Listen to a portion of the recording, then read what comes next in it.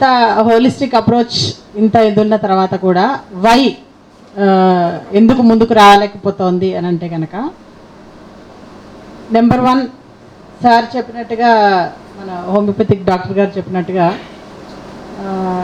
చాలామంది ఇలాంటి కోర్సెస్ తీసుకోవడానికి ముందుకు రావట్లేదు. నెంబర్ 1.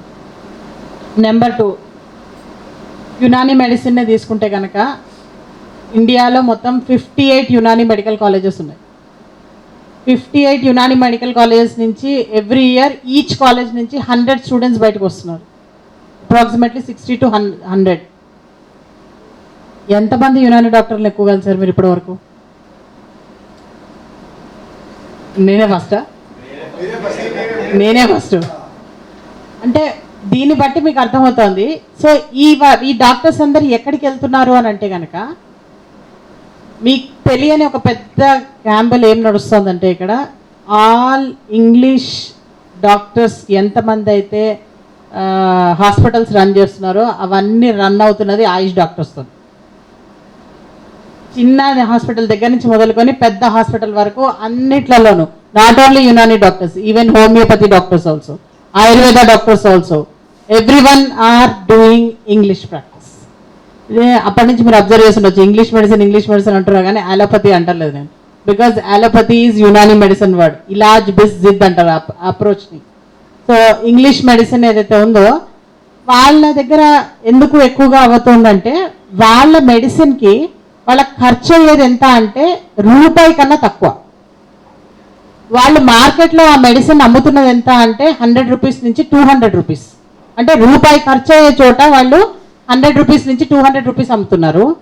అదే యునానీ మెడిసిన్ ప్రిపేర్ చేయాలంటే ప్రిపరేషన్కే మాకు 60 to 70 రూపీస్ పడుతుంది, 100 రూపీస్కి అమ్ముతున్నాం.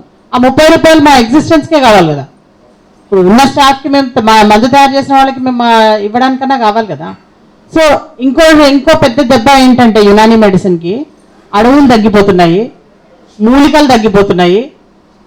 ఇంకో పక్క జిఎస్టీ ఇట్లాంటివన్నీ రావడంతో యునానీ మెడిసిన్ అంటే ఇంటర్నేషనల్ మెడిసిన్, అంటే వరల్డ్ మొత్తంలో దొరికే మూలికలు సంగ్రహించి వాటితో తయారు చేసేది Unani medicine. So international medicine అవ్వడం వల్ల యునానీ అన్నది కంప్లీట్ వరల్డ్ నుంచి మూలికలు తీసుకొని తయారు చేయడం వల్ల ఈ జిఎస్టీ ఇవన్నీ రావడం వల్ల ఏమైపోతుందంటే ఇంకా ఎక్కువైపోతుంది. మరి ఇన్ని ప్రాబ్లమ్స్ ఇన్ని పక్క నుంచి పొడుస్తూ ఉంటే కనుక న్యాచురల్గా నిలబడడం కష్టం కదా. అయినా సరే నాలాంటి యునానీ డాక్టర్స్ కొంతమంది నిలబడుతున్నారు.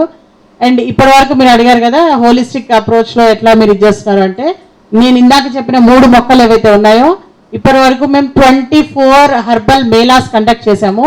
ఈచ్ హెర్బల్ మేళాలో 5000 యునానీ మెడిసినల్ ప్లాంట్స్ మేము ఫ్రీగా అందరికీ డిస్ట్రిబ్యూట్ చేసి వాళ్ళకి అవేర్నెస్ ఇవ్వడానికి ప్రయత్నించాము. అండ్ ఇప్పటి వరకు 72 free Unani medical camps conduct చేశాము. అఫ్ కోర్స్ నేను ఒక్కదాన్ని చేసినంత మాత్రాన మొత్తం ఇండియా మొత్తం అవుతుందని అను, not even Hyderabad. So we are trying our best. ఇప్పుడు అందరూ కూడా ట్రై చేస్తున్నారు. లేదంటే కనుక హోలిస్టిక్ ఈ అప్రోచే ఉండేది కాదు, ఈ మంచే ఉండేది కాదు, మేమందరూ ఇట్లా కూర్చునే వాళ్ళమే కాదు.